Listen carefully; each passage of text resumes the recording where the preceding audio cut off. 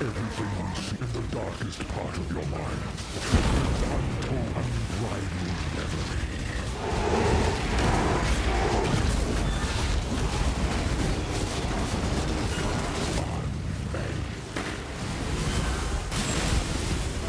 Hey guys, I usually just post on Reddit, but I figured this particular tech warrants an actual video, so going to cover exactly what's happening in the prior clips. Basically, I'm immune to damage, and the whole reason for that is Perfect Guardian Turtle. It works just fine with the regular Guardian Turtle and imperfect version as well.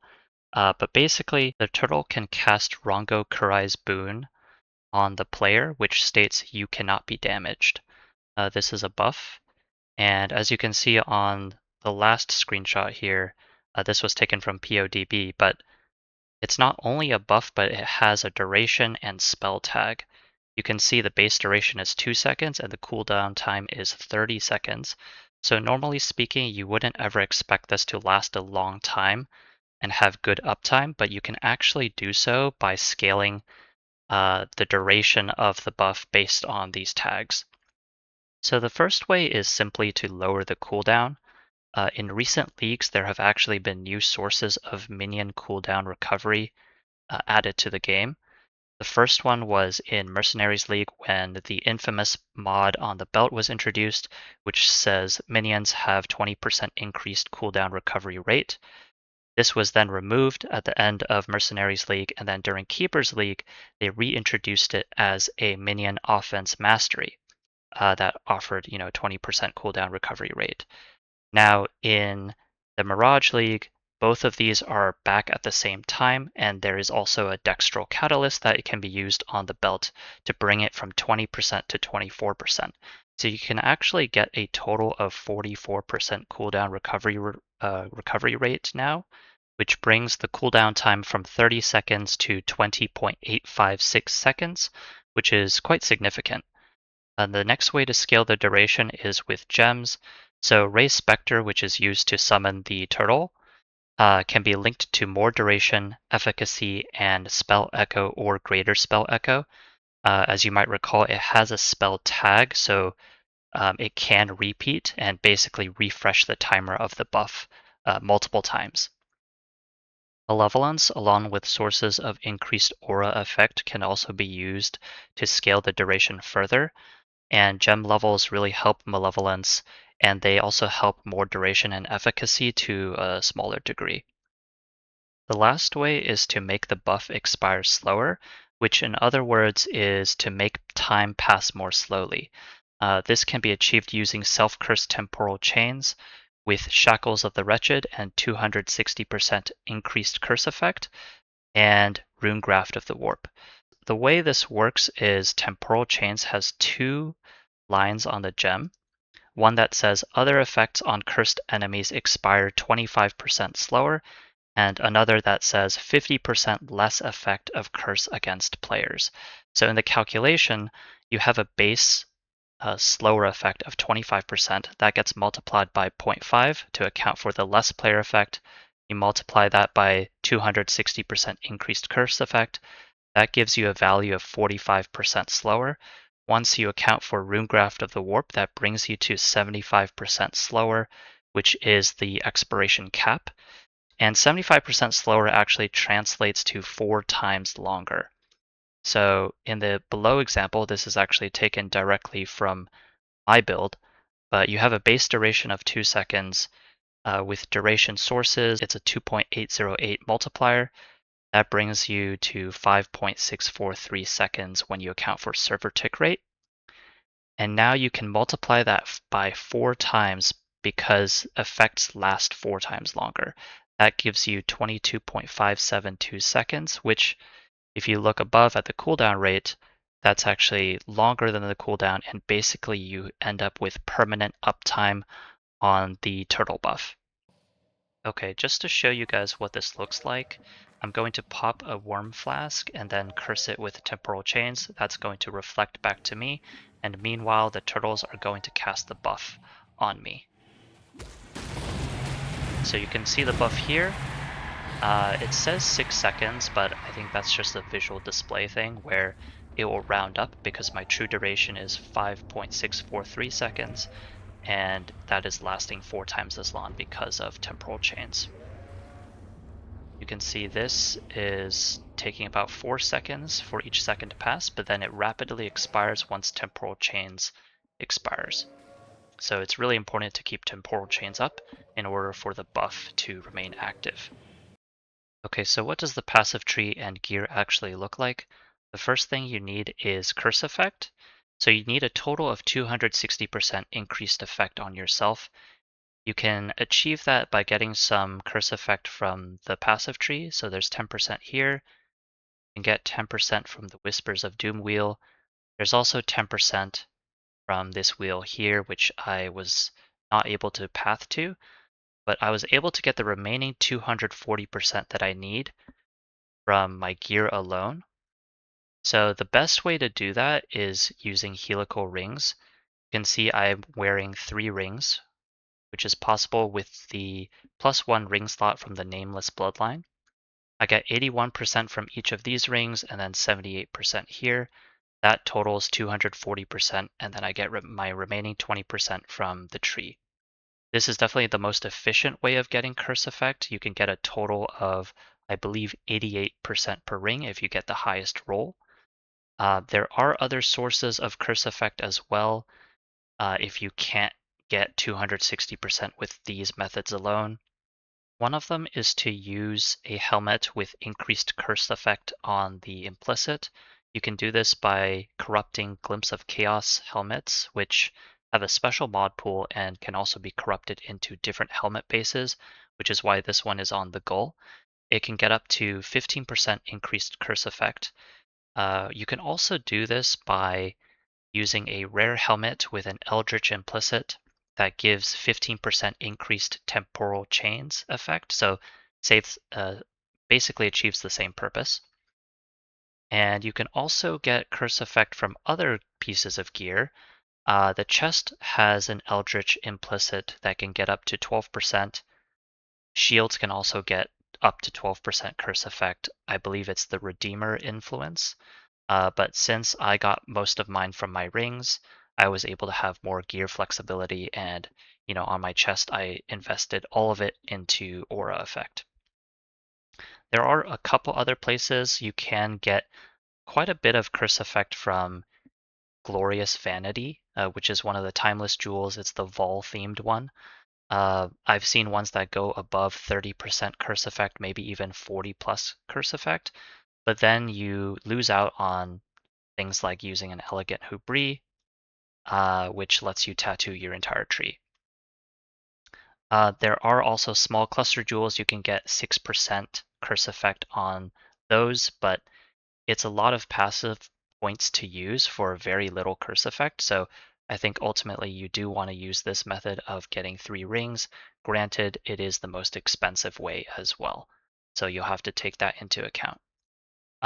If you only use 2 rings, your gear becomes a lot more restrictive in what you can do. I wanted to play a specific build, so that's why I chose 3 rings as well. The next thing you need is aura effect to make sure your malevolence is juiced up as much as possible. That's why I get sovereignty, leadership, and influence.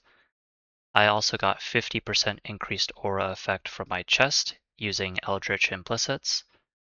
And the other method I used was to increase the gem levels. I socketed Malevolence into Shackles of the Wretched with +4 to gem levels. So you can see here +4, and I also got +1 from Ashes of the Stars. And I reserved Malevolence on life with Arrogance to get additional aura effect. There are other sources of aura effect that you can use. For example, the Foulborn Matua Tapuna shield. You can also use the regular version, but with the Foulborn version, you can get a lot of increases to gem levels for your Malevolence. It also gives 40% increased effective auras to your turtles, which is a lot. I wasn't able to use it in my build, but it's something to consider. I also forgot to mention that my Ashes of the Stars is corrupted with Malevolence has 18% increased aura effect. This can go up to 20%. The last few things that you need are all minion related, so you need minion defenses, cast speed, and of course cooldown recovery rate, which you get from the offense mastery and the belt. And as a quick tangent, I actually realized much later that you don't even need this belt if you have a sufficient amount of duration. So if you juice up your malevolence to a crazy degree, you can actually drop this belt. So that's something to consider if you reach that point. But in terms of minion defenses, of course, minion life is really important. You are only as immortal as your turtles. So if your turtles die, then you can't refresh the turtle buff on yourself. And this is also why I use Elegant Hubris, so that I can tattoo all of my int nodes with minions have 5% increased maximum life. I also get block from here, and this is partly why I chose the Guardian Ascendancy, but I get Bastion of Hope, which gives my turtles more block chance. The masteries are also really helpful here, getting maximum elemental resistances and increasing the cooldown recovery rate of Convocation are really helpful. You'll notice that I don't actually use many cluster jewels. You can use cluster jewels, but I think there's just some really helpful masteries on the tree. Now, the last thing that I mentioned was minion cast speed. I think it's actually a really important stat because your turtles actually cast quite slowly at baseline. The base cast time is 1 second, so you really want to speed that up if possible. I get some cast speed on the tree, and I also rely on haste, as well as greater spell echo, which gives 62% more cast speed. Together, these stats make up the shell of the build, or turtle shell, if you will. Beyond this, you're just basically investing in anything that is going to support your build, like damage or attack speed. I get both of those things. For example, my Elegant Hubris is really just focused on damage. And so I'm playing a Static Strike of Gathering Lightning build. It just seemed to make sense because I was scaling buff duration as well as just generic duration. So that really helps Gathering Lightning as well as trauma stacking. But you can play all sorts of other things if you want with this turtle shell. You can play, probably the most straightforward or intuitive build is a Spectre or Minion related one. But you can do things with Vol skills like using Vol Temptation and Vol Sacrifice. You can use Doriani's prototype as your chest and do crazy things with lightning skills. I reflected negative lightning resistance on my helical rings for that purpose, just in case, to leave that option open. I ended up not doing that. You can do crazy things with other uniques that have major downsides because, at the end of the day, you take no damage. This actually started as a minion packed Blade Vortex concept. I theory crafted this initially on day 3 of the league, but then I went straight to vacation and came back at the beginning of April. And by that point, everyone was playing BV. So I decided, might as well try something different. I also thought it was a bit inhumane to sacrifice turtles.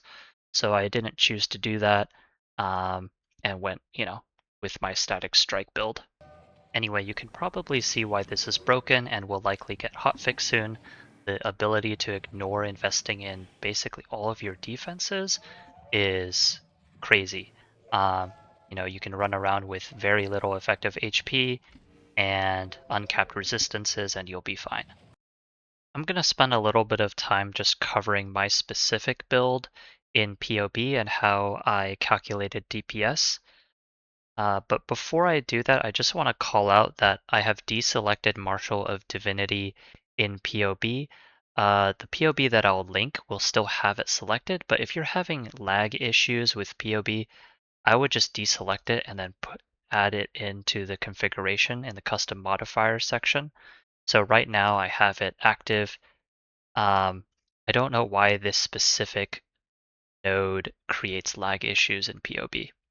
A couple other things I want to mention first are that you can find the turtle buff duration in the Calcs tab. If you select Raise Spectre, show minion stats, and for your perfect Guardian Turtle, select the damage immunity buff, you can see the skill duration here. And this is before modifiers to the buff expiration. So if you have, 75% slower effect, you can multiply this value by 4 to get your true duration of the turtle buff. Going back to the config tab, I've added this line that says 20% increased effective curses on you. This is to simulate the 20% that I got on the tree. And the reason is if you have acceleration shrine selected or if you have other sources of increased action speed, you do want to properly simulate the temporal chains effect on yourself. And when these nodes are factored in, they actually don't do anything. So you have to specifically state on you in order for it to modify your DPS appropriately. Okay, on the topic of DPS, I've basically selected all of the damage shrines except Echoing Shrine. The reason for that is Echoing Shrine just contributes way too much DPS and is just an outlier. But you can feel free to select this one or deselect any of these. The reason why I have the damage shrines selected is because it's pretty common for many of the shrines to be up, because since I have Self Curse, each shrine with the goal has a base duration of 30 seconds, and then that gets multiplied by 4. So at minimum, a shrine lasts 2 minutes. So it's pretty common for that reason to see a lot of the damage shrines up at the same time. I've also simulated this build with 200 trauma stacks, and this can fluctuate a lot depending on the content you're playing and how many damage shrines you have up. If you have fewer damage shrines, all that happens is that your trauma is going to stack even higher to meet the DPS requirement of whatever content you're playing. So oftentimes, if you're playing easier content, this is going to be a rather low number, but you might have seen in some of the clips, my trauma went up to 400 plus. Another interesting thing about Static Strike of Gathering Lightning is that each independent strike can produce its own chain. So since we're using Greater Ancestral Call, that means a minimum of 4 strike targets, which is 300% more damage. I don't have this selected because this PoB is mainly to simulate against, Guardian and Pinnacle bosses. But, for example, in Titanic Blight, you're usually fighting a lot of different unique bosses. That's where this would come in. And also, it might be much, much higher than this because, as far as I know, Static Strike of Gathering Lightning doesn't have similar restrictions on the chains as, let's say, Arc. Arc, you need a minimum of 3 targets for the initial chain to chain back to that target. But if it behaves like that, or if it doesn't and it just chains back and forth between 2 bosses, that's a ton of damage because, as you can see, we can get up to 15 stages of Gathering Lightning, which is a lot of chains. This is why in Titanic Blight in particular, the damage seems absolutely crazy and melts all the unique bosses, regardless of how tanky they are. To simulate full-on PoB Warrior DPS, let's go ahead and select Echoing Shrine, go to Items, select our Tincture, go to Skills, select Phase Run, and that gets us to over 900 million DPS, which is over 1 billion if you factor in the Culling Strike from our animated Guardian. We can push this higher, of course, by removing the dash for the 4+ strike targets. And this is all simulated with 200 trauma stacks. If you want, you can say 400 trauma stacks. And that gets us to 8 billion DPS. And, if you have more trauma stacks, you can go even higher. I have also added in the skills section a 2 strike of momentum setup. This is mainly for Ubers and just other single target bosses where it doesn't really make as much sense to use static Strike of Gathering Lightning. This just helps you ramp up the trauma faster. You can feel free to simulate this as much as you want, depending on how many trauma stacks and whatnot. This video is getting longer than I wanted, so I've added some content after this that you can just pause and read. It's mainly for people who actually want to try this tech out before it gets patched. Anyway, I'm happy to answer questions on YouTube or Reddit, but I'll leave you with this slide, which might not make total sense right now, but basically the turtles aren't your friends. So if they decide you're not worth saving, they'll let you die. That's that's going to make more sense in the next slide. But basically, if you got something out of this video or like this kind of weird build content, please like and subscribe. I came back to the game during Settlers League and focused on making meme builds, but this year I'm more interested in just like breaking things.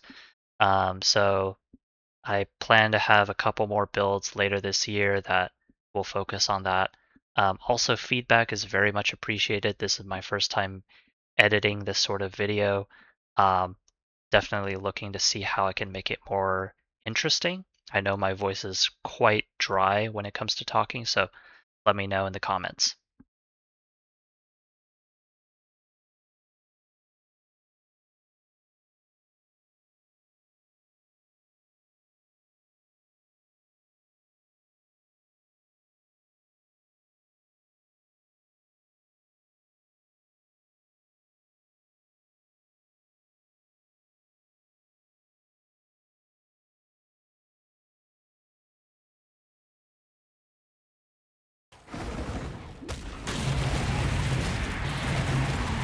Your absurd defiance ends here, hatchling. The appointed time is here. Victory will be ours.